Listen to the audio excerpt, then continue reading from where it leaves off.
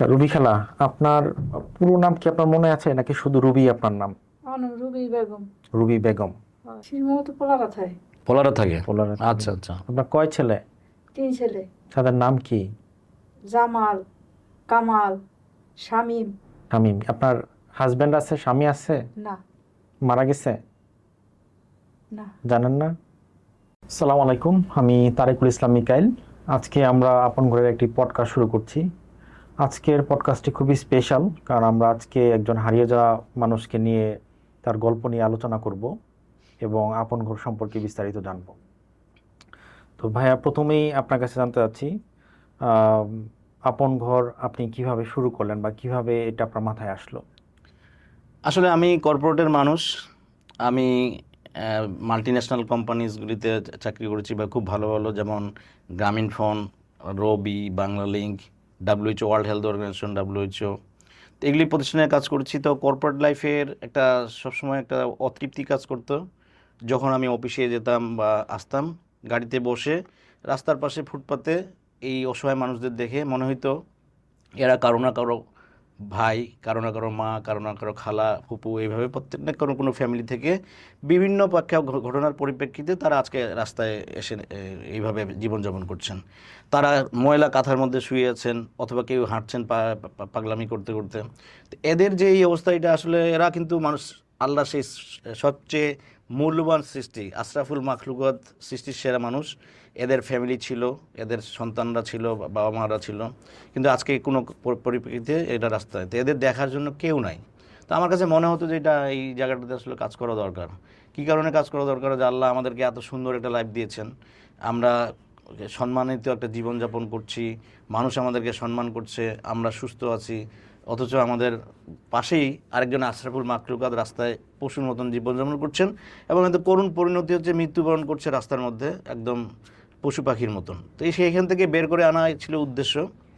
এরপরে যখন প্রথম শুরু করি, যেখানে আইডিয়া শেয়ার করি, সবাই আসলে আমাকে ভয় দেখায় যে এটা করা যাবে না, পুলিশ কেস হবে।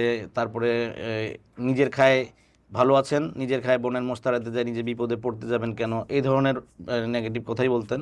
তো আমার কাছে আসলে মনে হতো যে না, এটা যেহেতু কোরআন খুললেই আল্লাহ প্রত্যেকটা সূরার একটা শুরু করলেন একভাবে, শেষের দিকে এসে এই ধুলো দূষিত মানুষ, এতিম মিসকিন, এদের নিয়ে কথা বলেন।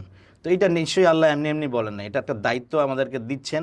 এটা অন্যান্য আবাদতের মতন এটা একটা ফরজ ইবাদত। সেইটা মাথায় রেখেই আমি চিন্তা করলাম আমি এটা করব। তো যখন শুরু করি, তখন আসলে কেউ আমাকে বাসা বাড়ি দিচ্ছিল না। এই করতে করতে আমি আসলে আমার এলাকায় মোহাম্মদপুর, তারপরে আপনার সেকেরটেক, ঢাকা উদ্যান, এইভাবে করতে করতে আমি বসিলা ব্রিজ পার হয়ে যাই। সেখানেও যাই, আসলে বাসা পাচ্ছিলাম না, একটা বাসা পাই। সেই বাসাটা আসলে এন্ট্রান্স ভালো ছিল না, 6টা রুম ছিল, নিচে 3টে উপরে 3টা। বাট ওটা ওয়েটিং লিস্টে রেখে আরেকটা বাড়ি আমি চেক করলাম, সেই বাড়িটাতে তারা রাজি হলো। সেটা নিচে পিলারের উপর আছে, উপরে দোতলায় তারা থাকেন, ইউকে প্রবাসী এক ডাক্তার। তো ওনারা প্রথমে দিতে রাজি হইলেন। 1-1.5 মাস নেগোসিয়েশন করলাম, এই কন্ট্রাক্ট রিনিউয়াল করলাম, এই কী বলে ড্রাফট করলাম, সেটা দেখালাম কয়েকবার করে।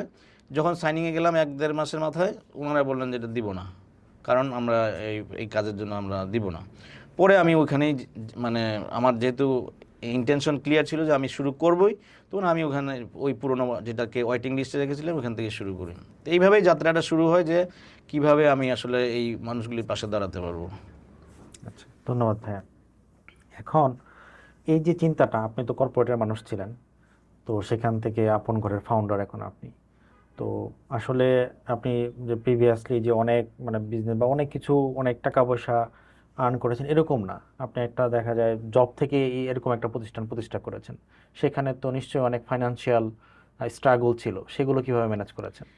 আচ্ছা, একটা জিনিস আসলে আমরা মোস্ট অফ দ্য পিপল, আমরা সাধারণ মানুষ এটা খুব চ্যালেঞ্জ মনে করি বা বুঝি বুঝি না। সেটা হচ্ছে আসলে ইনিশিয়েটিভ নিতে টাকা লাগে না, লাগে আসলে আপনার মানে সদুদ্দেশ্য এবং আল্লাহর উপর ভরসা। এই মানুষগুলি রাস্তায় যখন থাকে, তারা আসলে খেয়েই বেঁচে থাকে, না হলে বেঁচে থাকার কথা না। কিন্তু আমাদের এখানে যখন আসে, তখন আসলে তারা তাদের রিজিকটা নিয়ে আসে। তো সেইটা আসলে যখন আপনি বুঝবেন যে এই মানুষগুলো আসলে রিজিকের মালিক রাজ্জাক, আল্লাহ সবার রিজিকের ব্যবস্থা করে থাকেন, সেটা অবশ্যই অফিসিয়ালি আমাদের চিন্তা ভাবনা করতে হয়, প্ল্যানিং করতে হয়, বাজেট কী করতে হয়। তো আমার প্ল্যানিং ইয়েটা ছিল, এই কী বলে মোটিভেশনটা ছিল ওই জায়গায়, যে যখন আপনি দেখবেন যে কোনো মসজিদ তৈরি হয়, প্রথমে বাঁশের বেড়া দিয়ে তৈরি হয়, পরবর্তীতে এটা উঠতে উঠতে দেখা যায় 5-7 তলা হয়ে যায়, এবং এই এসি লাগানো বা নানা রকমের মানে সুসজ্জিত একটা মসজিদ তৈরি হয়ে যায়। তো আমার কাছে মনে হয়েছে যে প্রত্যেকটা ভালো কাজের শুরুটা যে কেউ শুরু করে দিলেই পরে আপনার পাশে এসে দাঁড়াবে মানুষ, আল্লাহই পাঠাবে, আল্লাহর মনোনীত বান্দাদেরকেই পাঠাবে যে যাও তুমি ওই ভালো কাজের পাশে দাঁড়াও।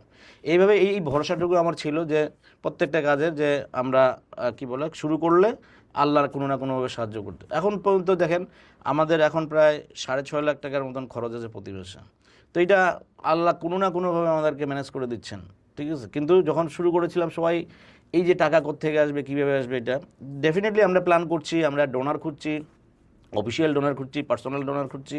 এটা খুঁজছি কারণ আমাদের চেষ্টা করতে হবে, চেষ্টা না করলে কোনো দিন দেবে না। এটা আল্লাহ কোরআনে বিভিন্ন রকমের এক্সাম্পল, যখন মা মরিয়ম যখন প্রেগনেন্ট অবস্থায় খেজুর গাছের নিচে, তখন মরিয়ম তুমি ডাল নাড়াও তাহলে তোমার খেজুর পাবা, তুমি ওনাকে বলে নাই যে তুমি শুয়ে থাকো বসে থাকো তোমাকে খেজুর দিয়ে দিব। তো চেষ্টাটা আমাদের করতেই হয়, আর পাশাপাশি আমাদেরকে আসলে আল্লাহ আমাদের রেজাল্ট দেয়। তো আমরা যেইভাবে চেষ্টা করব আল্লাহ রেজাল্টটা সেইভাবে দেয়। তো এইভাবে ফিনান্সিয়াল ব্যাপারটা এখন আমাদের এখানে যেটা হচ্ছে, যেটা প্রথমে প্রায় 2020-এ শুরু করার পর থেকে 2023 পর্যন্ত আমি এককভাবে টেনেছি। এখন আলহামদুলিল্লাহ আপনাদের মতন পরিচিত ভাই ব্রাদাররা, আমাদের কলিগরা যারা আছেন দেশে বিদেশে, তারাই বিভিন্নভাবে আমাদেরকে ডোনেট করছেন, কন্ট্রিবিউট করছেন, জাকাত দিচ্ছেন, সাদাকা দিচ্ছেন, এইভাবে চলে যাচ্ছে। আচ্ছা, মাশাআল্লাহ।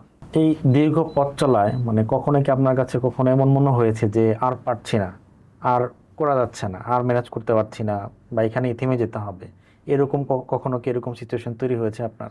এরকম সিচুয়েশন আসে, মানে আপনার ফ্রাস্ট্রেশন মাঝে মাঝে আসে, কিন্তু আমি আসলে খুব আশাবাদী মানুষ। আমি তো আমার এই আপন ঘরকে যেভাবে দেখছি, আমি আজকে সকালেও আমি আমার ভিজুয়ালাইজেশন প্রসেসে আমি দেখে আসলাম যে সারা বাংলাদেশে একটা করে প্রত্যেকটা ডিস্ট্রিক্টে আমার আপন ঘরের একটা করে শাখা আছে, দেশের বাইরে চলে গেছে। আমাকে মদিনা থেকে এক হাজি ভাই আমাকে রিঙ্কুল সাইফুল ভাই এখানে দেখা যাচ্ছে একজন ঘুরতেছে, তো মদিনাতে একটা শাখা করে দরকার। আমি বলছি ভাই ইনশাল্লাহ মদিনাতে হবে। আরেকজন ভাই এরকম হাজি ভাই আমাকে বললেন যে সাইফুল ভাই এখানে দেখা যাচ্ছে একটা এই কী বলে মানসিক ভারসাম্যহীন একটা মানুষ হাঁটতেছে, তার ছবি ভিডিও পাঠিয়ে দিয়ে আমাকে বলছে যে সাইফুল ভাই এখানেও একটা দরকার। আমি বললাম ইনশাল্লাহ মক্কাতেও একটা হবে। তা আমি কিন্তু স্বপ্নদ্রষ্টা মানুষ, আর যেহেতু আমি তো আসলে কিছুই করব না, করে আসলে আমাদের চেষ্টা থাকতে হবে, ভালো একটা নিয়ত থাকতে হবে, আমার চেষ্টার উপরে আসলে আল্লাহ আমাকে দিবে। তো এটার জন্য আমি আসলে মনে করি যে আমি আমার দায়িত্বটুকু পালন করে যাব, হইলেও আমি খুশি, না হইলেও খুশি। এটা অনেকে বলে যে ভাই হইলে খুশি না, তো ভালো বুঝলাম, কিন্তু না হইলে খুশি কিভাবে? আমরা দেখেন আল্লাহর প্ল্যান কিন্তু আমরা জানি না, আল্লাহ হচ্ছে সবচেয়ে উত্তম পরিকল্পনাকারী, এটা কোরআনই আল্লাহ বলছেন। তো সেই ক্ষেত্রে যখন আপনি মনে করেন যে ফেল করছেন, আপনার নিরাশ হওয়ার কোনো কারণ নাই। যেমন আমরা এখন আপন ঘরের একটা নিজস্ব জমিতে আমরা ক্যাম্পাস তৈরি করার জন্য চেষ্টা করছি, সেখানেও আমাদের প্রায় জমি কিনতে প্রায় 5-6 কোটি টাকা লাগবে, এই বিল্ডিং বানাতে প্রায় 10 কোটি টাকার বাজেট করছি আমরা। তো সেখানে অনেকে বলছে এত টাকার স্বপ্ন আপনি কীভাবে দেখেন? আমরা স্বপ্ন তো আমি দেখি আমার পকেটের দিকে তাকায় করে দেখি না, দেখি হচ্ছে যার এই খাজানার মধ্যে কোনো সীমা পরিসীমা নেই। আপনি আমার পকেটে দেখলে দেখবেন যে 10 টাকা হয়তো খুঁজে পাবেন না, কিন্তু যার কি বলে খাজানার কোনো সীমা পরিসীমা নাই, তার কাছে তো আপনি যে কোনো জিনিস চাবেন দেওয়ার মালিক ইনি। এমন একটা মানুষকে পাঠাবেন, একজন ব্যক্তি হয়তো আপনাকে এই পুরো ক্যাম্পাস তৈরি করে দিতে পারে। এরকম অনেক প্রচুর মানুষ আছে পৃথিবীতে। তো এই জন্যই আমি বলি যে যদি আপনি মনে বল থাকে এবং আল্লাহর প্রতি ভরসা থাকে, আপনি ভালো কাজ করে যান, আপনার রেজাল্ট নিয়ে চিন্তা করতে হবে না। রেজাল্ট সবসময় উপরওয়ালা নির্ধারণ করে থাকেন, আমাদের চেষ্টার উপর ডিপেন্ড করে। কোনো ঘটনা ঘটেছে যেটা আপনাকে অনেক শিহরিত করেছে? এটা আপনি বলতে পারেন যে অন্যভাবে যদি বলি মিরাকেল, মানে আমরা দেখি না ইসলাম ধর্মের অনেক কিছুতেই মিরাকেলে আমরা ভরপুর, আমাদের মজেজা বলি যেটাকে। তো সেইখানে আমরা এখানে দেখি যে মিরাকেল অনেকগুলি ঘটনা, যেগুলি আসলে বলতে গেলে অনেক সময় লাগবে, তবে অল্প কিছু বলি, 2-1টা বললেই আপনি বুঝবেন। যেমন আমরা যখন পুরনো বিল্ডিং থেকে শিফট করে এখনকার যে ক্যাম্পাস, সেখানে আসলাম ভাড়া জায়গায়, এখানে টিন শেড তৈরি করে যেদিন উঠছিলাম আমরা, সেটা ছিল 30শে ডিসেম্বর 2022। তো সেখানে আপনার 2021। তো সেখানে আমরা যখন উঠি, তো আমি তখন করোনার সময় ছিল, 2000 শেষের দিকে, করোনার শেষের দিকে। তো তখন আসলে আমরা ওই কাজকর্ম শুরু করার পরে সেই দিনটাতে আমি বাসায় বসে অফিস করছিলাম, হোম অফিস করছিলাম। তো আমি আমার ড্রাইভারকে বলি যে তুমি আসো, আমি আপন করে যাব, ওখানে যাই আমি কাজকর্ম দেখবো প্লাস কাজ করব। আমি এখানে টেনশন ফিল করছি, ওরা আর একদিন বাকি আছে, ট্রান্সফার করতে পারবে কিনা, সবাইকে নিয়ে আসতে পারবে কিনা। তো এরকম যখন হচ্ছিল তখন আমি গেলাম ওখানে, যাই দেখলাম যে ওখানে একটা বাস ঢুকতেছে, যেই একটা ঢাকা শহরে যেই বাসগুলি চলে যাত্রী টানে, সেরকম একটা বাস ঢুকতেছে। সেখানে বাস ঢোকার কথাই না। তো আমি একটু অবাক হয়ে তাকালাম, দেখি যে আমার এই লোকজন আমাদের মেহমানদেরকে নিয়ে প্রায় 15-20 জনের মতন, তো সেই সময় ছিল 20 জনের মতন মেহমান, কিচেনের মালামাল অন্যান্য মালামাল সহকারে নামতেছে। তো আমি পরে আমার ম্যানেজারকে জিজ্ঞেস করি যে সুমন তুমি বাস জোগাড় করলো কীভাবে? তো বললো যে তুমি তো আমাকে বললো যে তোমার নাকি একটা মাইক্রোবাস জোগাড় করতে পারবা না, কেন? আমি জিজ্ঞেস করলাম কেন? বলে 5,000 টাকা লাগবে। তো তুমি এটা কীভাবে পেলাম? তো সে বললো যে ভাই 5,000 টাকা খরচ করতে চাই নাই। তো আমি যখন দেখলাম যে ওই কী বলে আপনাকে বললাম যে আমি দেখি কি করতে পারি, তো একটা বাস দাঁড়ানো ছিল, বাসের জিজ্ঞাসা করলাম, বললো যে রুটের বাইরে করতে পারবো না, যাত্রী নিতে পারবো না, আমাকে ফাইন করবে, এই করবে সেই করবে। তো সেই ক্ষেত্রে তারা রাজি হচ্ছিল না। আমি তখন আমাদের গল্প বলি, গল্প বলার পরে একটু ইয়ে হয়। তারপর তাদেরকে জিজ্ঞাসা করি যে আপে কত, ডাউনে কত ইনকাম করেন? সে বললো যে 1,000 থেকে 1,200 টাকা কামাই করি। তো বললো যে এই টাকা যদি আমি দিতে আপনি রাজি কিনা? তো বললো না, রুটের বাইরে যাব না। এই কথা বলতে বলতে তাকে আমি রাজি করাই। প্রথমে 800 টাকা, পরে 500 টাকা দিয়ে আমি এদেরকে নিয়ে আসলাম। এরপরে ওই রাতেই আমরা যখন সবাইকে সেট করে দিলাম, বিছানা টিছানা সব কিছু গুছায় গাছায় সবাইকে বিছানা শোয়াই দেওয়ার পরে আমরা বারান্দা দিয়ে হেঁটে, প্রায় 5-7 জন ছিলাম বা 8 জনের মতন ছিলাম মনে হয়।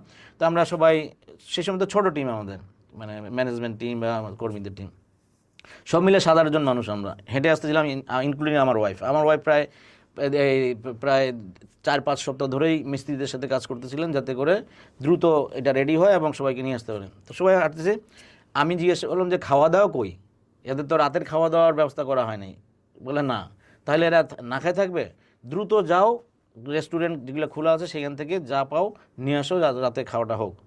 এই সময় আমাদের পাশেই একজন আকবর ভাই, আমাদের একজন বর্তমান সেক্রেটারি, ওনার টেলিফোনটা বেজে উঠে। টেলিফোনে উনি বলতেছেন যে আপনারা কোথায়? বলো যে আপনাদের পুরনো বিল্ডিংয়ে গেছি, সেখানে আপনাদের খুঁজে পেলাম না, আপনারা এই জন্য রিং দিছে।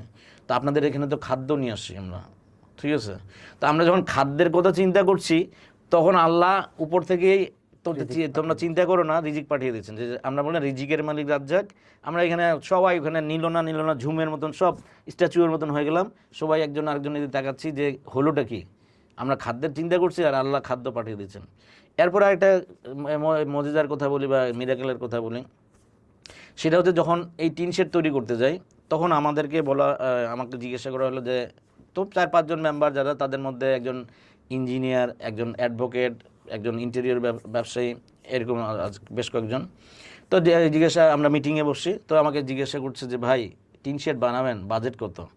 তো আমি যখন বলবো, তখন আমার ইন্টেরিয়র যে ডেকোরেশনের ব্যবসা করেন, উনি আমাকে একটু চোখে ইশারা দিলেন, আমি থেমে গেলাম। তো উনি আমাকে রাতের বেলা বলছিলেন 43 লাখ, আর উনি ওই মিটিংয়ে বলছেন যে 21 লাখ। তো আমি একটু হয়ে গেলাম যে 43 লাখ টাকা 21 লাখ টাকা বলছেন কেন? পরে আমি যখন ওনাকে জিজ্ঞাসা করেছিলাম যে ভাই আপনি মিটিংয়ে এরকম বললেন কেন? বলছে যে যদি না বলি তাহলে এরা হার্ট অ্যাটাক করবে, 43 লাখ টাকা শুনে হার্ট অ্যাটাক করবে, ওই জন্য ভয় যেন না পায় সেজন্য বলছি। তো উনি ওখানে 21 লাখ টাকা বলে, তখন ওখানে আমাদের এক ইঞ্জিনিয়ার ভাই ছিলেন, যিনি আমাদের বর্তমান ভাইস চেয়ারম্যান বটে। তো উনি আমাকে জিজ্ঞাসা করলেন যে ভাই 21 লাখ টাকা, আপনি কত টাকা আছে প্রতিষ্ঠানে? আমি বললাম প্রতিষ্ঠানে কোনো টাকা নেই, আমার যত জমানো টাকা আমি এই কয়েক বছরে ইনভেস্ট করে আমার পকেটে এখন 2 লাখ টাকা আছে। তো বলো যে 2 লাখ টাকা দিয়ে আপনি 21 লাখ টাকার কাজ শুরু করবেন? মিস্ত্রি বসে থাকবে, লেবার বসে থাকবে, এটা কীভাবে হ্যান্ডেল করবেন? আমি বললাম ভাই কিচ্ছু বসে থাকবে না। তো বলে কেন বসে থাকবে না? এদেরকে পেমেন্ট করতে হবে না? তো আমি বললাম হ্যাঁ পেমেন্ট করবো। তো বলে পেমেন্ট না করলে কিন্তু এরা কিন্তু আপনাকে ছাড়বে না, আপনার এখানে এই ঝামেলা তৈরি করবেন। তো আমি বললাম ভাই পেমেন্টও হবে, সব কিছুই হবে। তো বললো যে কীভাবে করবেন? আমি তো কিছুই বুঝতেছি না। উনি খুব ফ্রাস্ট্রেটেড বোধ করতেছিলেন। তো আমি বললাম ভাই আপনি আমার পকেটের দিকে কেন তাকাচ্ছেন? আমার পকেটে তো 2 লাখ টাকাই, যেই পকেটের কোনো সীমা পরিসীমা নাই সেই পকেটের দিকে তাকান। তো বললো যে এটা আবার কোন পকেট?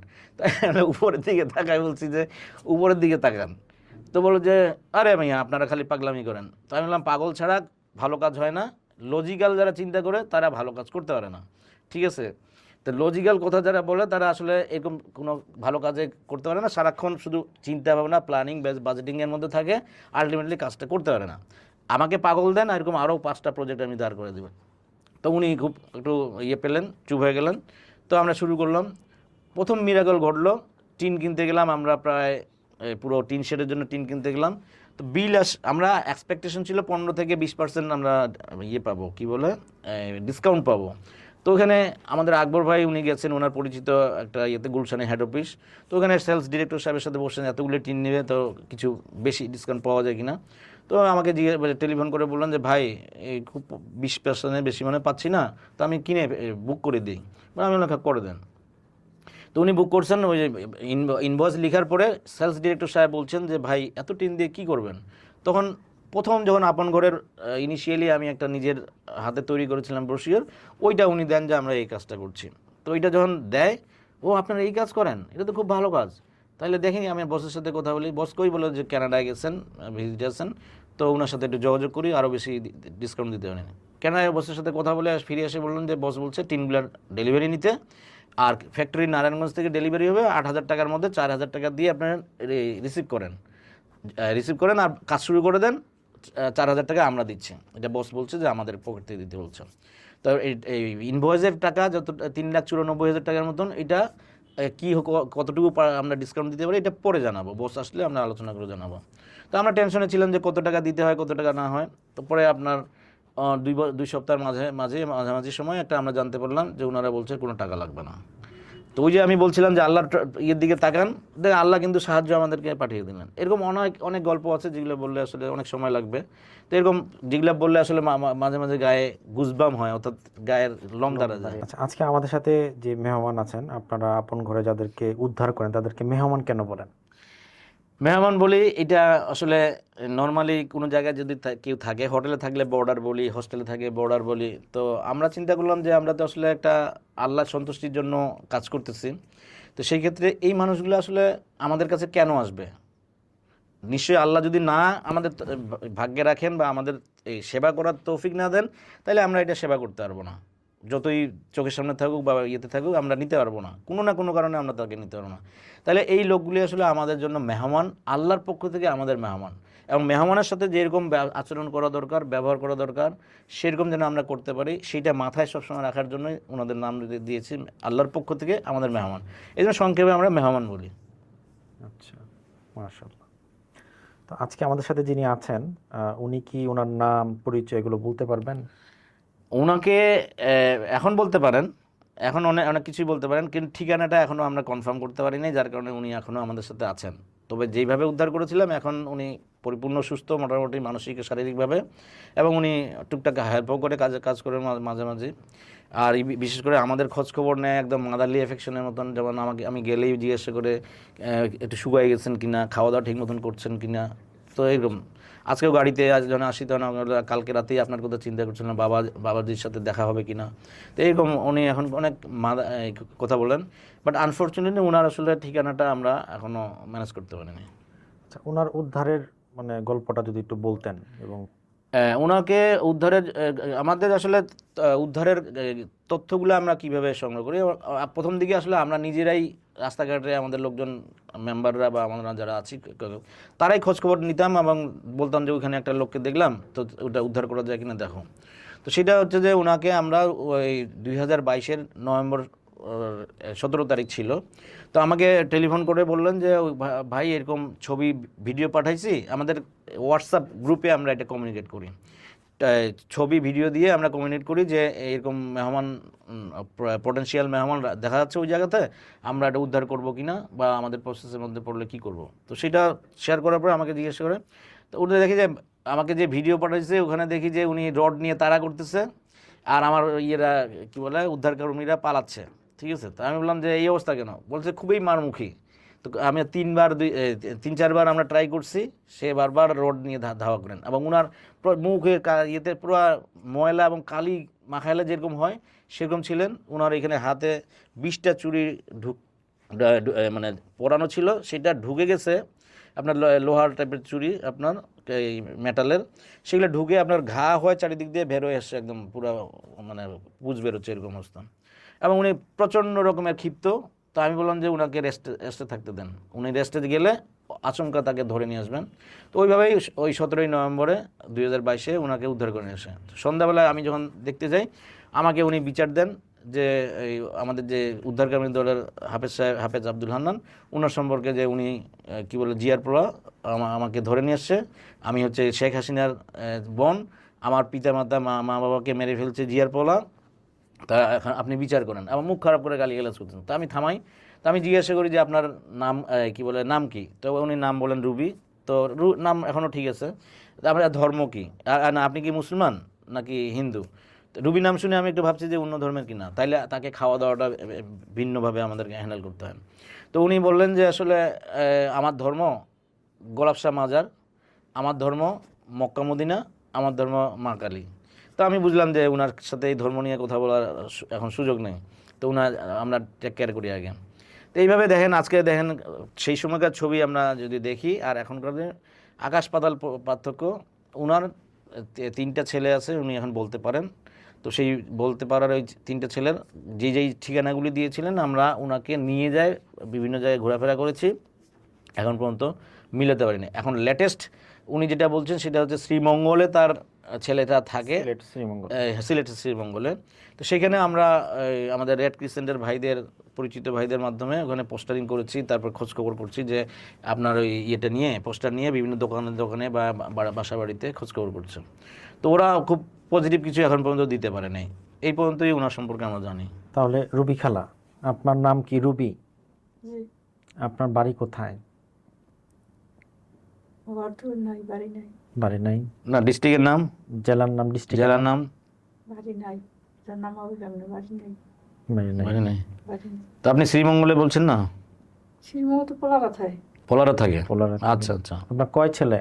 3 ছেলে। তাদের নাম কি?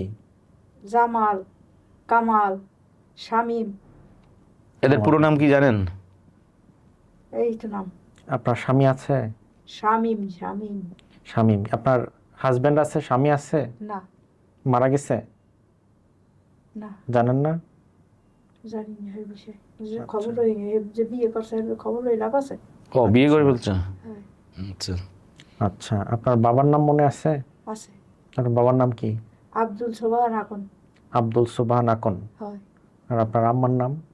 জাহানারা। জাহানারা। আপনার ভাই বোন ছিল? ভাই বোন নাই। নাই। আচ্ছা, আর কারো কথা মনে আছে আপনার? না। আপনার মামা, চাচা, বা আপনি কোথায় থাকতেন, সে এলাকা কিরকম, কোন স্কুল আছে কিনা? স্কুল আছে। স্কুল আছে। আপনার ছেলেরা কি করে? একজনে এই ইসের স্যানিটারি মিস্ত্রি, স্যানিটারি মিস্ত্রি।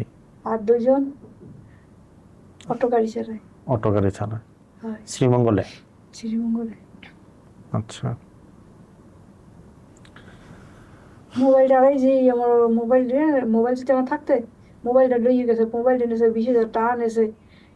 যা রয়েছি রোডে রয়েছি না, সেই লই গেছে। আমার তো লই গেছে এরা দরিয়া, আমি রোডে রয়েছি, তো এরা দরিয়া নিয়ে ভালো কামি করছে। এখন আমি কিছু খারাপ কম গো, এরা আচ্ছা। দরিয়া আনিয়া খাওয়ায়, ভাত তরকারি দেয়, করে পায়ের নখটা পর্যন্ত কাটতে দেয়। আচ্ছা, এরা অনেক ভালো অনেক ভালো। খাবার দাবার দেয় ঠিক মতো? দেয়। চিনি উনি কে? উনি বাই বাবা ডাহি। বাবা? হয়। উনি আদর করে আপনাকে? হয়। আচ্ছা।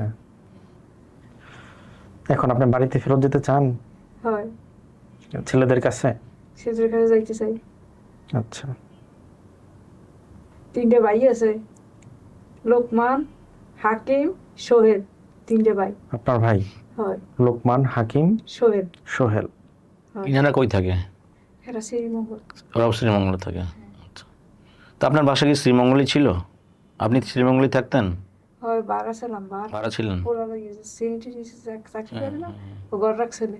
আচ্ছা 7 তলার নিচতলা আচ্ছা। ঘর রাখছে। ওখানে থাকতেন আপনি? সেরকম। তো আপনার বাবার বাড়ি কোথায়? বাবার বাড়ি নাই। নাই? কোন জেলাতে ছিল? বরিশাল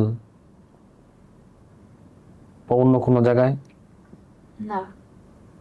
মনে নাই? আচ্ছা। তা রুবি খালা, আপনার পুরো নাম কি আপনার মনে আছে নাকি শুধু রুবি আপনার নাম? আমার আমার নাম রুবি বেগম। রুবি বেগম। হয়। আর আপনার ছেলেদের নাম আপনি যেগুলো বলেছেন এগুলোই নাকি এর সাথে আরো মানে সোহেল এর সাথে আরো কোনো কিছু কি আছে? আপনি ধরেন যত বেশি আমাদেরকে মানে তথ্য দিতে পারবেন, আপনাকে হয়তো বা আপনার বাড়িতে পৌঁছে দেওয়াটা আমাদের জন্য সহজ হবে, এবং মানুষ হয়তো বেশি বেশি শেয়ার করবে ভিডিওটা। তখন আপনার পরিচিত মানুষের কাছে যদি যায়, তারা যদি চিনতে পারে, তখন কিন্তু আপনি বাড়িতে যেতে পারবেন। আপনার ছেলে লোকমান, লোকমানের পুরো নাম কি? লোকমান ছেলে না ভাই। লোকমান ভাই। ও লোকমান ভাই। ভাই। আচ্ছা, ছেলে কি নাম? কামাল। শামীম। কামাল। কামাল কি হোসেন না কামাল কি নাম আছে না, শেষের অংশ আছে না? আপনি যেমন রুবি বেগম না, কামাল হাওলাদার। কামাল হাওলাদার। হাওলাদার। আর আপনার স্বামী কি হাওলাদার ছিল? হয়। কি নাম? টুলু। টুলু হাওলাদার। টুলু সাহেব। টুলু সাহেব না, হাওলাদার নামের শেষে কি ছিল? ওই টুলু টুলুই জানেন। আচ্ছা। কোসলাই রাখে বিয়ে করছে। না ঠিক আছে, কিন্তু সম্ভব নাম আছে, হ্যাঁ। খোঁজ নেওয়ার দরকার নাই, নামটা বলতে পারলে হবে। হ্যাঁ বিয়ে করছে বউলই থাকে ভাবে ওর সম্পর্ক বলি বাবাস আমার ছেলে একটু জন বিয়ে না ঠিক আছে। ওর শান্তি করতে আল্লাহ শান্তিতে আমার তো এত কষ্ট আল্লাহ দেশে দিক দিতে কষ্ট। হুম। এখন আপনার ইচ্ছা কি? আপনি বাড়িতে যেতে চান? চাই তো পোলাপানে তার যাইতে ছেলেদের কাছে যেতে চান? ওদের যাইতে চাই। ছেলেদের উদ্দেশ্যে কিছু বলুন। এখন ধরেন আপনার ভিডিওটা আপনার ছেলেরা ধরেন দেখছে, আপনার ছেলের উদ্দেশ্যে আপনি যদি কিছু বলতে চান, যে আপনাকে এখান থেকে খুঁজে নিয়ে যাওয়ার জন্য, বা আপনার আকুতিটা জানান তাদেরকে।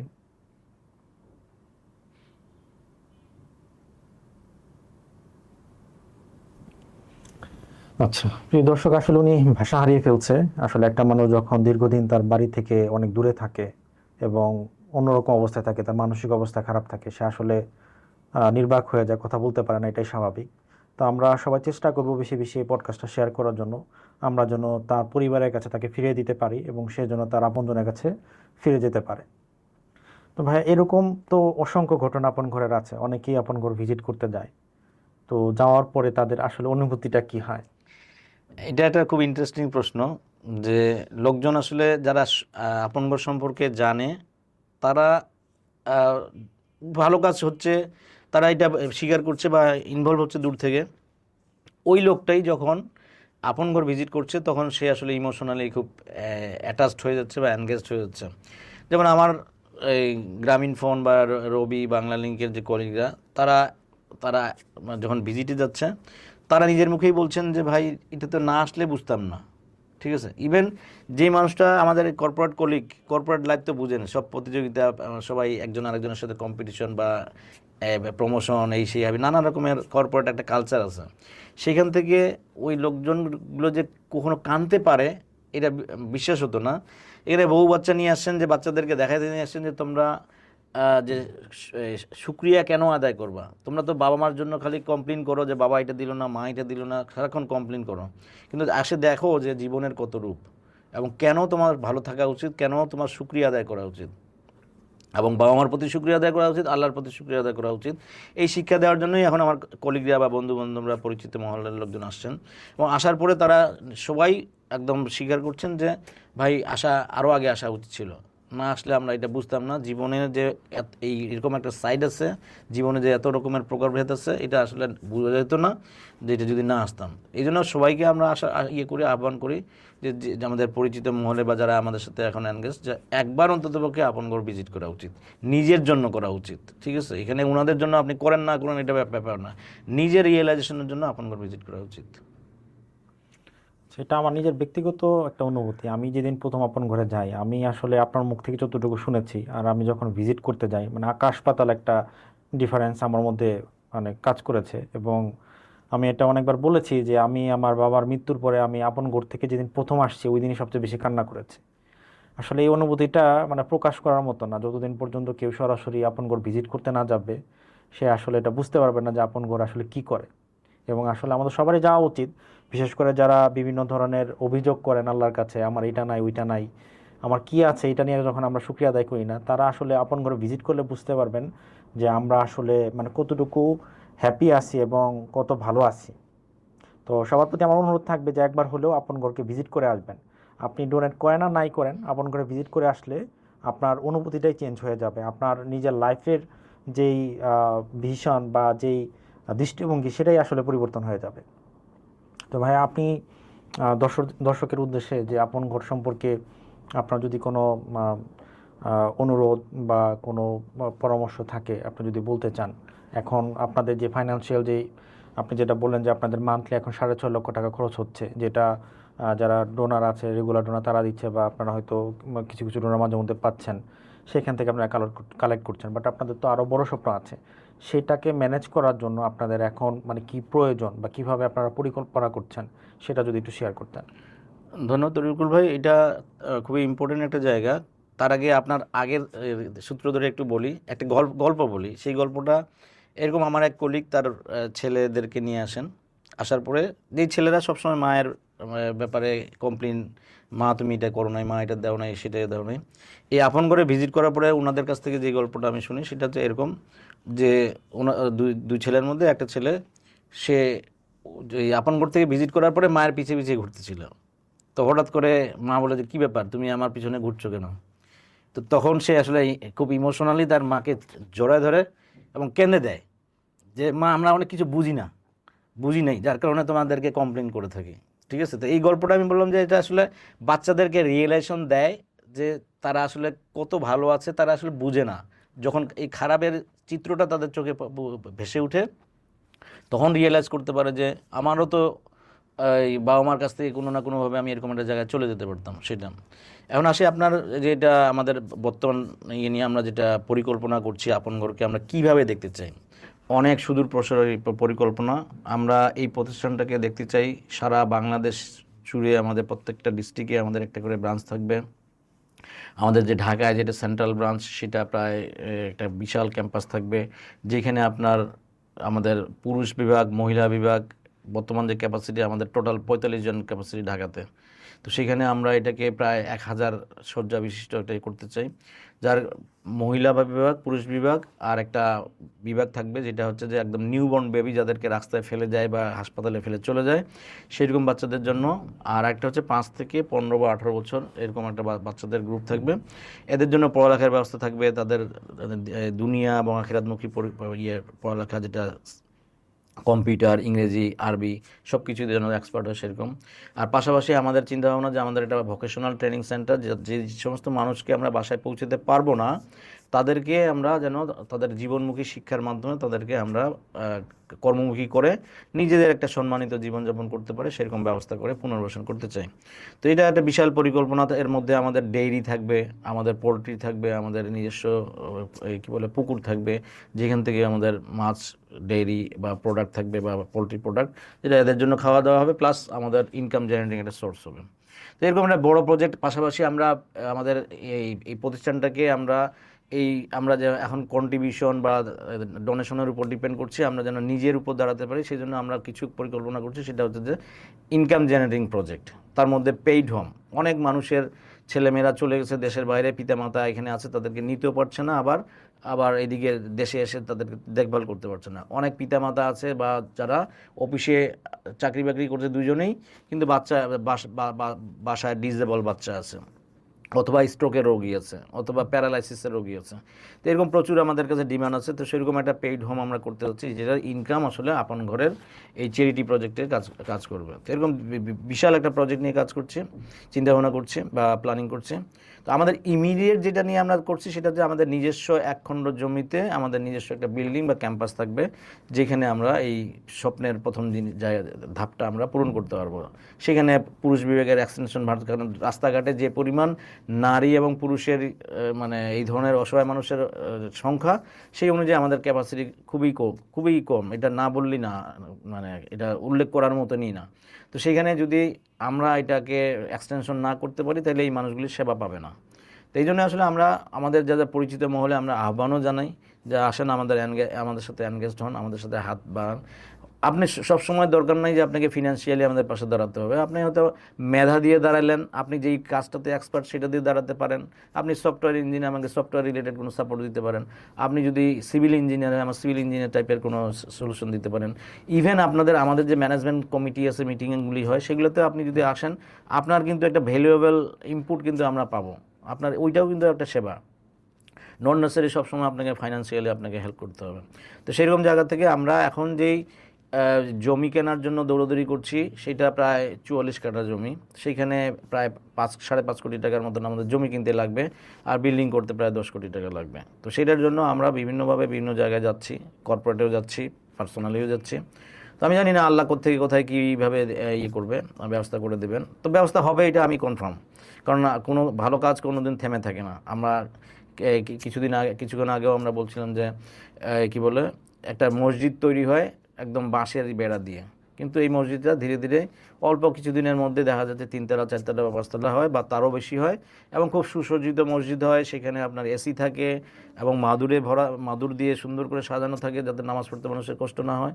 তো আমরাও এরকম একটা ভালো নবেল কজ নিয়ে শুরু করেছি। এখানে আমাদের মানে ভয় পাওয়ারও কিছু নেই। আমি মানুষকে একটু মজা করে বলি যে যদি আমার এই স্বপ্ন নাও হয় তাও ভালো, আর যদি হয় তাও ভালো। তো বলে যে মানুষ জিজ্ঞাসা করে যে না হইলে কেন, তো আমি বলি যে ভাই, এটা তো আসলে আল্লাহর প্ল্যান, পরিকল্পনা। যদি এটাতে আমাদের পরিকল্পনা আল্লাহর পছন্দ নাও হইতে পারে, এর চেয়ে উত্তম পরিকল্পনা আল্লাহ আমাদের জন্য রাখতে পারে। তো সেইটাই আমি বিশ্বাস করি যে আল্লাহ সবসময় যা করেন মঙ্গলের জন্য করেন, এবং উনি উত্তম, আমাদের জন্য যেটা উত্তম সেটাই করেন।